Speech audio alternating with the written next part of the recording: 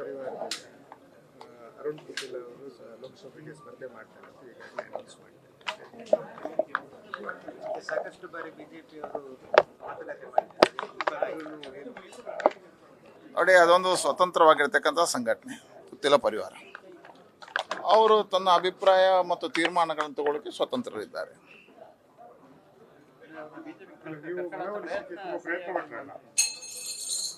ಸಹಜ, ಪಾರ್ಟಿ ಎಲ್ಲ ರೀತಿಯ ಪ್ರಯತ್ನಗಳನ್ನು ಮಾಡ್ತಾ ಇದೆ. ಈಗ ಪುತ್ತಿಲ ಪರಿವಾರ ಅರುಣ್ ಪುತ್ತಿಲ ಒಂದು ಕಡೆಯಿಂದ ಸ್ಪರ್ಧೆ ಮಾಡ್ತಾರೆ, ಇನ್ನೊಂದು ಕಡೆಯಿಂದ ನಿಮಗೆ ಸತ್ಯಜಿತ್ ಸುರತ್ಕಲ್ ಕೂಡ ಟಿಕೆಟ್ ನೋಡಿ, ಒಂದು ಬಿಜೆಪಿಗೆ ಭಾರತೀಯ ಜನತಾ ಪಾರ್ಟಿ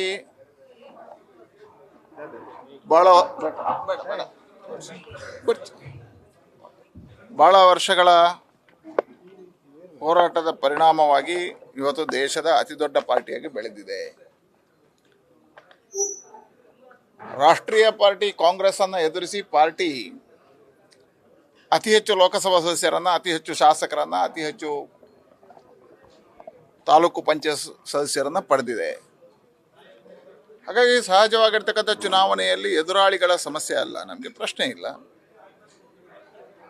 ಇದೊಂದು ಪ್ರಜಾಪ್ರಭುತ್ವದ ವ್ಯವಸ್ಥೆ. ಆ ಪ್ರಜಾಪ್ರಭುತ್ವದ ವ್ಯವಸ್ಥೆಯಲ್ಲಿ ಚುನಾವಣೆಗೆ ನಿಲ್ಲುವ ಹಕ್ಕು ಎಲ್ಲರಿಗಿದೆ. ಹಿಂದುತ್ವ ಸಂಘಟನೆಯಲ್ಲಿ ಇರುವಂತವರೇ ದಿನ ದಿನ ಜಾಸ್ತಿ ಈ ತರ ರೆಬಲ್ ಆಗ್ತಾ ಇರೋದ್ರಿಂದ ಅದೇನಾದ್ರು ಪಾರ್ಟಿ ಡ್ಯಾಮೇಜ್ ಆಗಲ್ಲ. ನೋಡಿ, ಹತ್ತಾರು ಸಂದರ್ಭಗಳಲ್ಲಿ ಈ ರೀತಿಯ ಸಮಸ್ಯೆಗಳು ಉದ್ಭವ ಆಗುತ್ತೆ. ಚುನಾವಣೆಯಿಂದ ಚುನಾವಣೆಗೆ ಒಂದೊಂದು ರೀತಿಯ ಚುನಾವಣೆಯಲ್ಲಿ ಒಂದೊಂದು ರೀತಿಯ ಸವಾಲುಗಳಿರ್ತದೆ. ಆ ಎಲ್ಲ ಸವಾಲುಗಳ ಮಧ್ಯೆಯೂ ಭಾರತೀಯ ಜನತಾ ಪಾರ್ಟಿ ಗೆಲುವನ್ನೇ ಸಾಧಿಸ್ತಾ ಬಂದಿದೆ. ಈ ಬಾರಿ ಅಂತೂ ಇಡೀ ದೇಶದಲ್ಲಿ ನರೇಂದ್ರ ಮೋದಿ ಅವರ ವಾತಾವರಣ, ರಾಮ ಮಂದಿರದ ನಂತರ ಭಾರತೀಯ ಜನತಾ ಪಾರ್ಟಿಯ ಪರವಾಗಿರ್ತಕ್ಕಂಥ ವಾತಾವರಣ ಇದೆ. ದೇಶದ ಹಿತದೃಷ್ಟಿಯಿಂದ, ಹಿಂದುತ್ವದ ಹಿತದೃಷ್ಟಿಯಿಂದ, ಹಿಂದೂ ಸಮಾಜದ ಹಿತದೃಷ್ಟಿಯಿಂದ ಯಾರೆಲ್ಲ ಹಿಂದುತ್ವ ಮಾತನಾಡ್ತಾರೋ, ಯಾರೆಲ್ಲ ರಾಷ್ಟ್ರವಾದ ಮಾತನಾಡ್ತಾರೋ, ಯಾರೆಲ್ಲ ಭಾರತ್ ಮಾತೆ ಆರಾಧನೆ ಮಾಡ್ತಾರೋ ಅವರೆಲ್ಲರೂ ಆಗ್ತದೆ ಅನ್ನತಕ್ಕಂಥ ವಿಶ್ವಾಸ ಇದೆ. ಈಗ ಪುತ್ತೂರು ವಿಧಾನಸಭಾ 3ನೇ ಸ್ಥಾನಕ್ಕೆ ಬಂದಿತ್ತು ಪುತ್ತಿಲ ಕಂಟೆಸ್ಟ್ ಇಲ್ಲ. ಈಗ ಮತ್ತೆ ಇಲ್ಲಿ ಪ್ರಾಬ್ಲಮ್ ಆಗುವುದಿಲ್ಲ. ನೋಡಿ, ವಿಧಾನಸಭಾ ಚುನಾವಣೆಗೂ ಲೋಕಸಭಾ ಚುನಾವಣೆಗೂ ಅಜಗಜಾಂತರಗಳಿರ್ತದೆ. ಆಗಿರ್ತಕ್ಕಂಥ ಸಮಸ್ಯೆಗಳ ಬೇರೆ, ಇವತ್ತಿರತಕ್ಕಂಥ ವಿಚಾರಗಳ ಬೇರೆ. ಈ ಬಾರಿಯ ಚುನಾವಣೆಯಲ್ಲಿ ಅಭೂತಪೂರ್ವವಾಗಿರ್ತಕ್ಕಂಥ ಗೆಲುವು ಭಾರತೀಯ ಜನತಾ ಪಾರ್ಟಿ ಪಡೆಯುತ್ತೆ.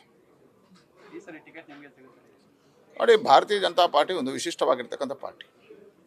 ನಮ್ಮ ಪಾರ್ಟಿಯ ರಾಷ್ಟ್ರೀಯ ನಾಯಕರು ಎಲ್ಲ ಯೋಚನೆಗಳನ್ನು ಮಾಡಿ ತೀರ್ಮಾನ ಮಾಡ್ತಾರೆ. ರಾಷ್ಟ್ರೀಯ ನಾಯಕರು ಏನು ತೀರ್ಮಾನ ಮಾಡ್ತಾರೋ ಒಬ್ಬ ಕಾರ್ಯಕರ್ತನಾಗಿ ಅದಕ್ಕೆಲ್ಲದಕ್ಕೆ ಬದ್ಧರಾಗಿರುವಂಥದ್ದು ನಮ್ಮ ಜವಾಬ್ದಾರಿ, ಬದ್ಧರಾಗಿರ್ತೀವಿ.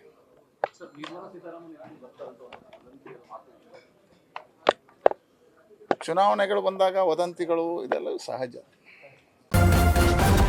ನ್ಯೂಸ್ ಫಸ್ಟ್, ನಿರ್ಭೀತಿಯಿಂದ ನಿಮ್ಮ ಪರವಾಗಿ.